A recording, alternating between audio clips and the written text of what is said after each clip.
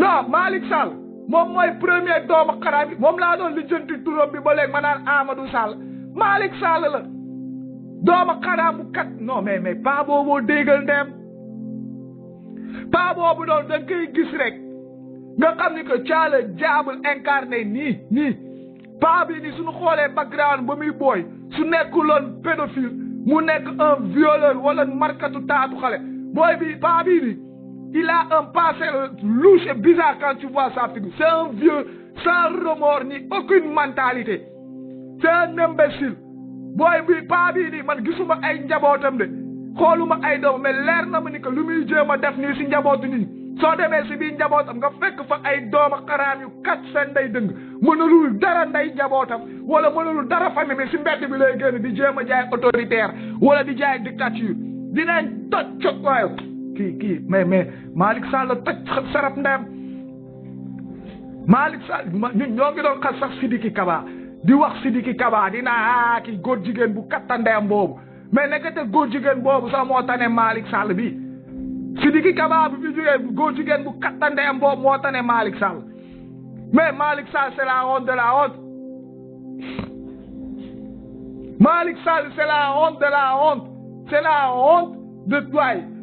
Non mais pas bi moo lâche balaa maa dee mu génn nag non c'est que quand tu vois son physique et sa tête tu vois le tchog par excellence tu vois carrément un imbécile un chevalier de Troie à l'abordage pour sauver son roi le boussi le gars quand il parle wala quand il tient même des discours wala une position tu sens que il est dans la position du léchage de cul à 100%.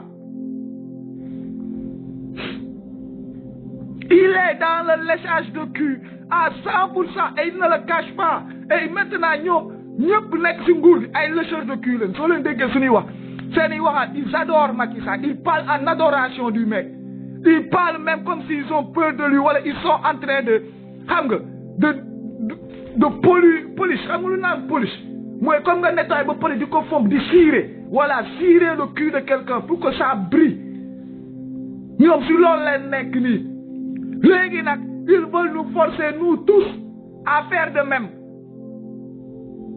à venir léegi ñu daal di ñëw jaamu seen yàlla bi ñoom yaa seen yàlla Macky Sall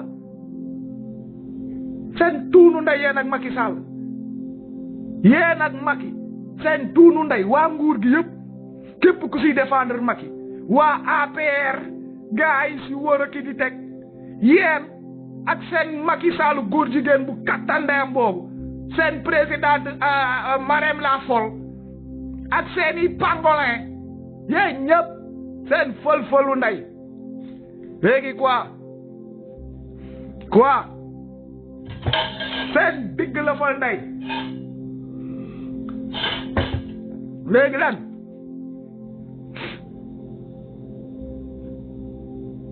déglu leen gars yi def leen écoute jàpp leen nit ñi teg leen tout le monde su ngeen mënee su leen doyle sa rey leen les gens su leen doyle ngeen lekk leen foo leen manger lekk leen naan si deret gi mais di nee naa leen lu leen wala wax dina leen ko wax du ngeen fi xoqatal kenn ba nu noppi on va parler Macky Sall is a dictator. Macky Sall is a fake president. He's a bullshit. He's the most asshole in the old president I never saw in my life. That guy is just a piece and cake. He's a shit. He's a shit. He's not doing shit in that country. He's only taking his own ass. And he's big. I don't know, he's a monkey. I don't know, he's a gorilla. I don't know what he brings in that damn president. When he named these kids, all his damn kids look like a shit, look like a goose. You know, the collie bird, he look like that. Honey bear. Fuck that shit. Fuck him and all his constitution and all his government. They don't mean shit to that country. They're just assholes. Fuck all of them. He come in there and and calling people dictator, naming people dictator. Who you are for naming people dictator? Forgive them that thing. Who you are? Fucking work in that country, you don't doing shit. Fucking change in that life, you don't doing shit. You take all the time to your life to walk all the way around. Go sell it as own resource for your own profit. Fuck you. And now you don't want nobody say it. You don't want nobody talk about it. Now when we start to talk about it, you put people in prison. You start to name them a terrorist. You start to put all that bullshit in them name. And you say we're not gonna talk about it. Fuck you and your family and everybody support you. Who you think you are? You're just a basic president. We elect you. We put you in the government. You are us. I'm not gonna say, but you are us housekeeper. You're working for us. We pay your damn bill. We pay you. And now today you pay us for put us in prison and you wanna kill us? Before you kill us, we kill your damn ass. Fuck you. Fuck who you think you are. Every fucking single day. Fuck you.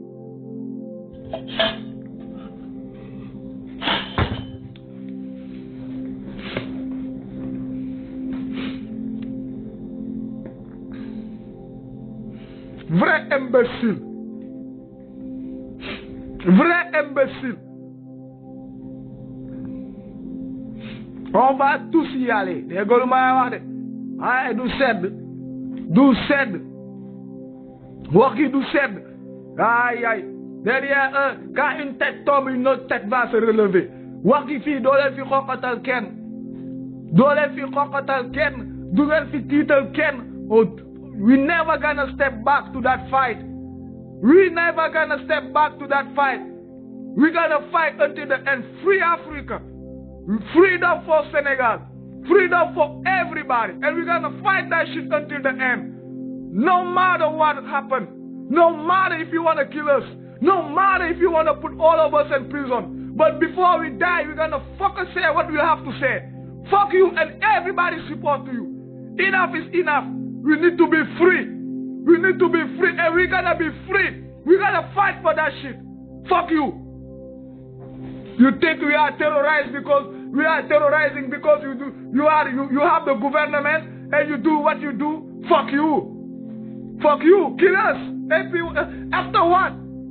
One die, another born. One die, another born. We're gonna start to talk. Everybody gonna talk. That new generation gonna speak. And we're gonna talk until die. Fuck you. All African, all Senegalese run out of the country. Go into immigration. Go sell them on life all around the world. Because what? We have a pussy nigga in that country don't want to do the shit and don't want to stay the right. Only stealing. Only stealing. And you say nobody gonna speak about it. We're gonna speak about it. We're gonna say it. Fuck all of us. We're gonna say it because you, Africa, never gonna wake up. Because you, Africa, never gonna stand up. Because we can't do shit in us own country. We have to run away. People die in that sea. People die in the desert. Because the fucking asking people sit down in that government stealing the people. And you are sitting there, you say we're not gonna talk about it. Fuck all of you. Fuck the president. Fuck that ladies. Fuck all his family. Fuck all the government. They are so. And they bring the dictatorship. You come dictate everybody in that country. What the fuck? Because people are scared you put them in jail. You say we're speaking up. Fuck all of you.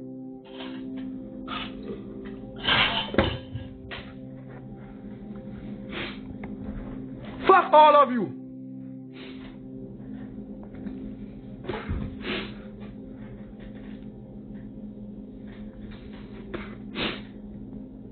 What the hell going on? What's wrong with that people? Léegi man suma paree si foofu koy boo ko waxee. On a deux partis qui nous traînent. Politico-religieuse. Dictateur. Après la dictature politique, nous avons la dictature religieuse. Une dictature de personnes yu fi ñëw. Bëgg a teg ay affaires. Ba pare forcer nit ñi mais nit ñi di leen ko gëm par force ànd seeg ñoom jaamu loolu nu ne leen du fi am tous ces tarixa yu toog si biir dëkk bi ñëw tegal la fi benn diine boo xam ne kenn xamul fan lañ jóge boole si di menacer nit ñi ak i saaga ak i naa ñoom ñooy alak nit ñi ñu leen di fàttali naan leen seen tuunu ndey yéen tamit képp ku fi foog ne yaay yàlla tawal bu la jaami lekk du leen tus su leen foogee yéen ay yàlla taw leen meew du ngeen dara suñu jugee ñuy mën a jël ay nit teg ko si kaw nit ñi ne kenn du si wax soo waxee nu saaga la wala kii ni am lu ñuy expliqué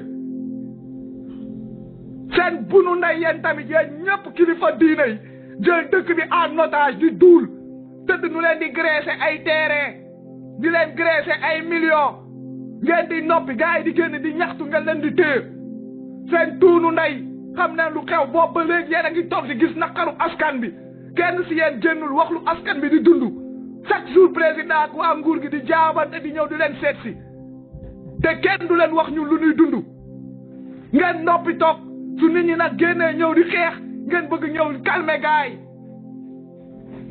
su leen jugee ngeen aye seen yëf ngeen ne ñëpp a siy topp léegi c'est par force suñu waxee ngeen saaga nit ñi suñu waxee ñi naan dañuy dóore wala dañuy alage seen tuunu ndey seen bàjjen katt leen seen ndey yee ñëpp dëkk bi soxlawul yooyu ngeen fiy teg dëkk bi ay nit yu dëggu leen soxla ay nit yoo xam ne ni ko bëgg nañ dëkk bi pare pour xeexal dëkk bi mais doomaraam yi nga xam ni ko loo wax nu jël seen bopp jiital loo wax nu jël seen bopp teg ngir leen dëkk bu nu jël raxas bopp nit ñi yóbbu leen si foo rek fecc ak foo way fecc foo fulla dara zéro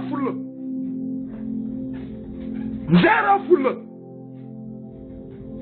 dooma xaraabu kilifa diine yooyu si at bi ñaata yoon ngay dégg monsieur le président yaa rani visite au xalif wala ministre de l'intérieur chez le xalif wala no direct ñaata yoon tout au long de l'année ñoo ngi fay jaabante di yóbbu ay enveloppe tout au long de l'année ñoo ngi fay jaabante di yóbbu ay enveloppe donc dans ils veulent dire qu'ils ont pas eu le temps wax naqaru askan bi donc sëñ bi amoon na temps waxu naqaru askan bi lépp lu ñëw moom day am audience 0 mètre à 0 mètre président mooy dox ñëw wuy si ko ñu def seen huis clos làqatu di waxtaan huis clos neeneen te neeneen problème mu dëkk bi la ñuy wax de di làqatu di si wax enveloppe bi ñoom seen bopp lañ koy joxanteel mais neeneen de ay problème mu dëkk bi non seen problème bopp la sëñ bi du si bu sa wax soo jógee ñu ne waxtaan ne nag sëñ bi toujours suñu paree lan la sëñ bi di wax waaw suñu terrain bi suñu liggéey bi waaw suñu projet bi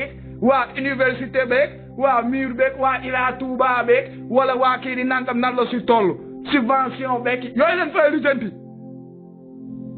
su nit ñi jugee tamit di lijjanti seen bopp nu na leen toog leen nit ñi jug di lijjanti seen bopp nu na leen toog leen mais ñii ku nu yëpp soo jugee ñun nu war leen a jël léegi di leen adorer topp seen ginnaaw naa leen ay waay aka saa aka baax te kii nan la fi baaxee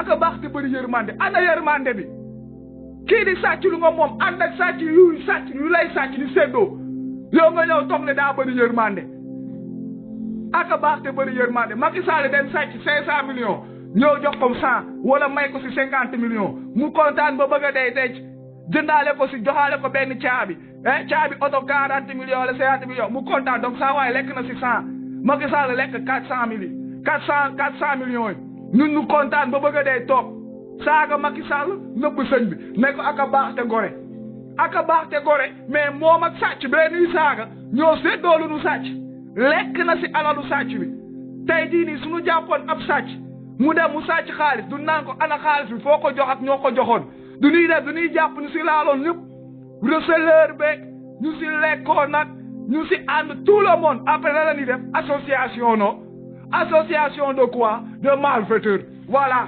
léegi nag ñun nag ñu ñëw malfaiteur bee nay sàcc lekk ko jox bokk ko kee ñu jël daal ne kii moo bon mais sëñ bi bosam baax na c'est nous maintenant qui sommes non c'est extraordinaire extraordinaire et on se trouve maintenant toutes les réponses du monde wala toutes les occasions pour essayer d'expliquer cette calamité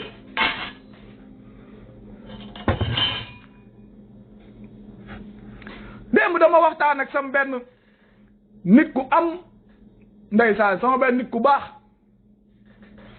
nit koo xam ne ni que nit ku baax ku muus ku am yërmande nag ku intelligent ñuy waxtaan mu génneel ma benn phrase benn punchline fekk duñ doon waxtaan ay affaire u Sénégal di yóbbu si affaire kilifa yi moom nag xam nga Sénégal soo fa nekkee moom mënoo faa nekk yàgg fa te affaire kilifa diine yi seen wax yooyu doo ko gëm quoi soo fa nekkee moom Sénégal musoo génn musoo ñam yeneen affaire kii toog Sénégal kese loolu noonu ñuy dugal sa bopp bi à un moment ça va sembler naturel quoi moo tax moom ba muy wax j'ai compris d'où ça parlait mais après quand j'ai redressé un peu ça comprend parce que dañuy wax ñuy wax ci affaire u grève bu fi jotoon a am ba Serigne Mourtala daal di génn freiné gars yi wax kii ni nangam mu ne ma non Serigne Mourtala lu mu def foofu noonu xanaa gisoo lu muy def wax na de moo ngi def waaw moom kay ba mu demee ba kii ba mu xam ni que daal coow de andi kii daa wax ne bu kenn marché ci biir dëkkam xam nga bu fa kenn marché bu fa kenn ñëw xam nga parce que dëkk la boo xam ne ni que amul xeex amul kii dëkk jàmm la dëkk expliqué ma ne ko xaaral Touba boobu noonu